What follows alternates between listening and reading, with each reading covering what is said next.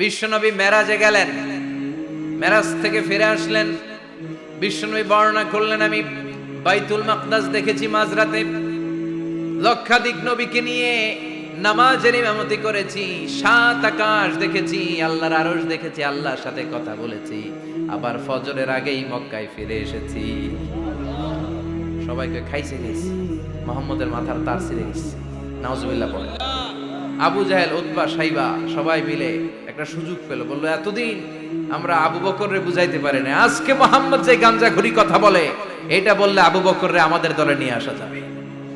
সবাই সাইয়েদনা আবু বকরের কাছে যায়, যে বলে আবু বকর জানো নাকি তোমার নবী নতুন কথা আমদানি করেছে?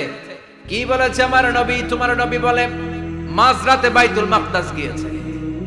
বাইতুল মাকদাস তখন দ্রুতগামী ঘোড়া দিয়ে ছুটলেও যেতে লাগে 15 দিন। অ্যাবাউট টার্ন কাম ব্যাক, ফিরে আসতে আরো 15 দিন, মোট কয় দিন? 1 মাস, যেতে আসতে 1 মাস।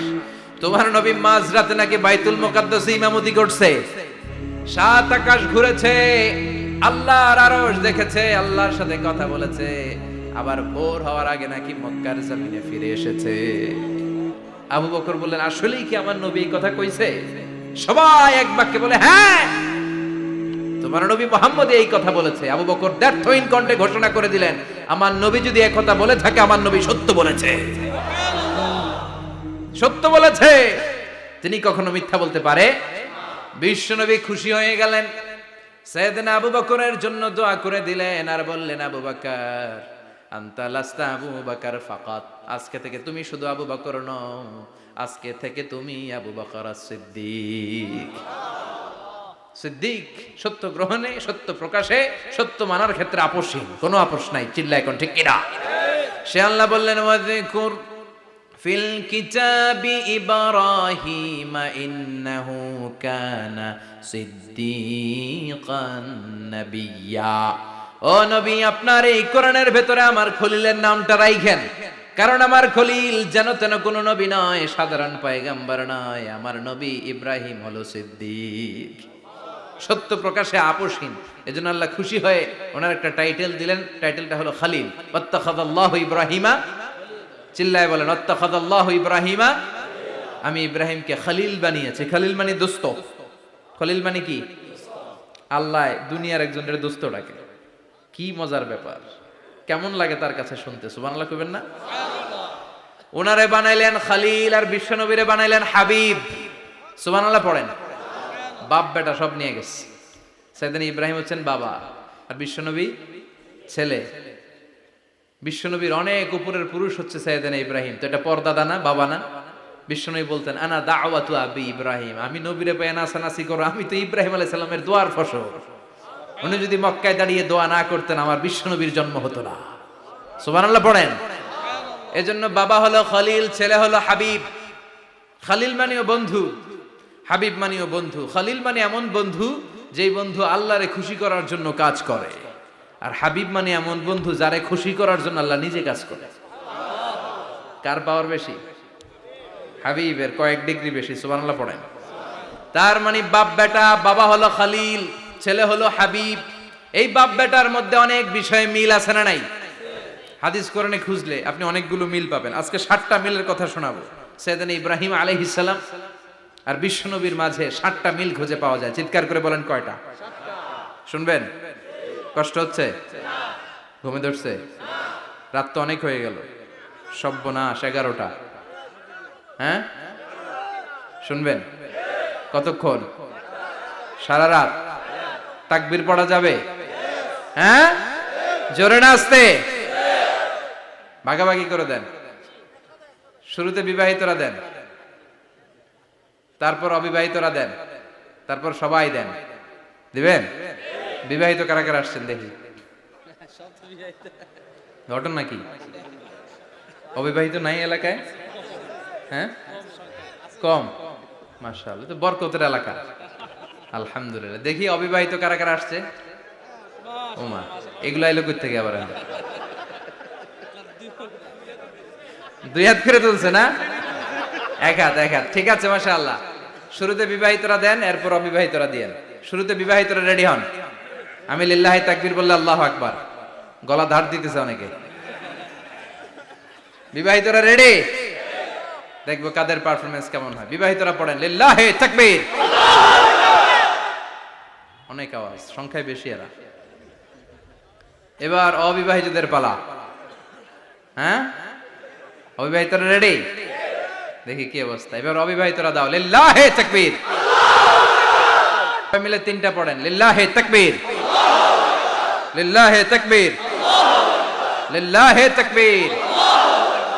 ঘুমটুম আছে না গেছে? বাপ বেটার মধ্যে কয়টা মিল? চিল্লায় বলতে হবে কয়টা? এক নাম্বার মিল হচ্ছে ফেস কাটিং এ মিল। সুবহানাল্লাহ। সাইয়েদনা ইব্রাহিম আর বিশ্বনবী চেহারা একরকম। বিশ্বনবী যখন মেরাজ রজনীতে আকাশে গেলেন, এক এক আসমানে এক এক নবীর সাথে দেখা, এক আসমানে সাইয়েদনা ইব্রাহিমের সাথে দেখা। মেরাজ শেষ করে যখন সাহাবীদের কাছে বর্ণনা করছেন কোন নবীর চেহারা দেখতে কিরকম, বিশ্বনবী বললেন আম্মা ইব্রাহিম, বুখারীর বর্ণনা, আম্মা ইব্রাহিম ফানজুরু ইলা সাহিবিকুম। আর ইব্রাহিম নবীর চেহারা কেমন জানতে চাও? জানতে হলে আমি বিশ্বনবীর দিকে তাকাও। আমার চেহারা দেখতে যেমন, আমার বাবা সাইয়েদনা ইব্রাহিমের চেহারা প্রায় হুবহু এরকম। তার মানে এক নম্বরে কোন দিকে মিল? চেহারাতে মিল, ফেস কাটিং এ মিল। চিল্লায় কোন ঠিক কিনা? দুই নম্বরে উসওয়ায়ে হাসানা। দুই নবীর ক্ষেত্রে উসওয়ায়ে হাসানা শব্দ কোরআনে ব্যবহার করেছে কে? লাকাদ কানা লাকুম ফি রাসূলিল্লাহি উসওয়াতুন হাসানা। তোমাদের জন্য বিশ্বনবীর জীবনীর ভেতরে উত্তম আদর্শ আছে না নাই? আবার ইব্রাহিমের ক্ষেত্রে বললেন কদ কানাত লাকুম উসওয়াতুন হাসানাতুন ফি ইব্রাহিম। বিশ্বনবীর জীবনীতে যেমনি তোমাদের জন্য আদর্শ, সাইয়েদনা ইব্রাহিমের জীবনীতেও। সুবহানাল্লাহ পড়ে। তার মানে বিশ্বনবীও মডেল, সাইয়েদনা ইব্রাহিমও মডেল। নাকি শাহরুখ খান আমাদের মডেল? ইমরান খান, জর্দা খান, কেউ আমাদের মডেল? নায়ক নায়িকা, গায়ক গায়িকা, ক্রিকেটার, সেলিব্রিটি, ডান্সার একটাও আমাদের মডেল হতে পারে? কোন কবিরা আমাদের মডেল? আমাদের মডেল হলো নবীরা। চিল্লায় বলেন ঠিক কিনা? কবিরা এক একজন এক এক দিকে যায়, এক একজন এক এক কথা বলে। আউলা ঝাউলা চুল নিয়ে চলে, যার মাথা দিয়ে যেটা বেরোয় সেটা বলে। কিন্তু একজন নবী যেটা বলে অন্য নবী বিপরীত বলে না। কারণ কবিরা কথা বলে তাদের মন মস্তিষ্ক প্রসূত কথা থেকে, আর সব নবীদের কথা আসে একটা হেডকোয়ার্টার থেকে। হেডকোয়ার্টারটা কার?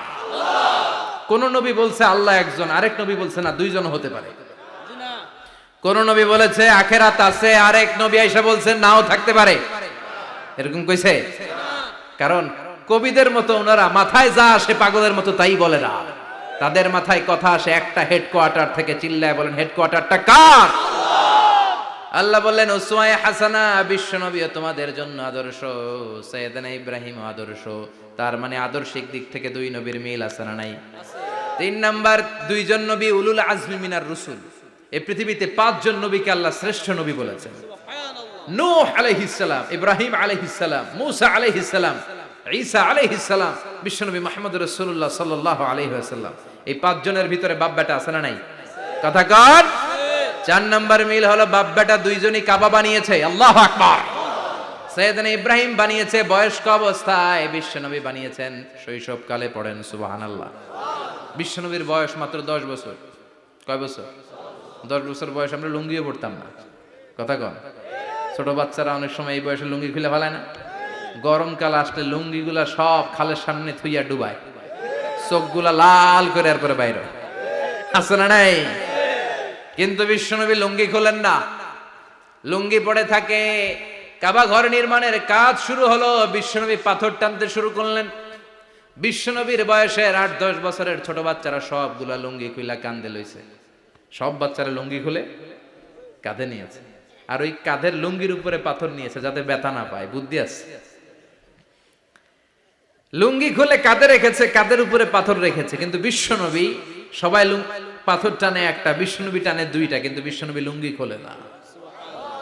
কি নবী ছিলেন, কি লাজুক ছিলেন। এখন আমাদের মধ্যে লাজুকতা নাই।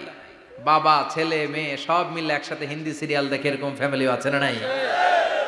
লাজুকতা হারাতে বসেছি। আল হায়াউ শু'বাতুম মিনাল ঈমান। লাজুকতা ঈমানের অঙ্গ।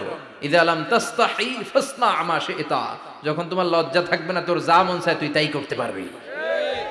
লাজুকতা আমরা হারাতে বসেছি, কোনো ক্ষেত্রে আমাদের লাজুকতা নাই।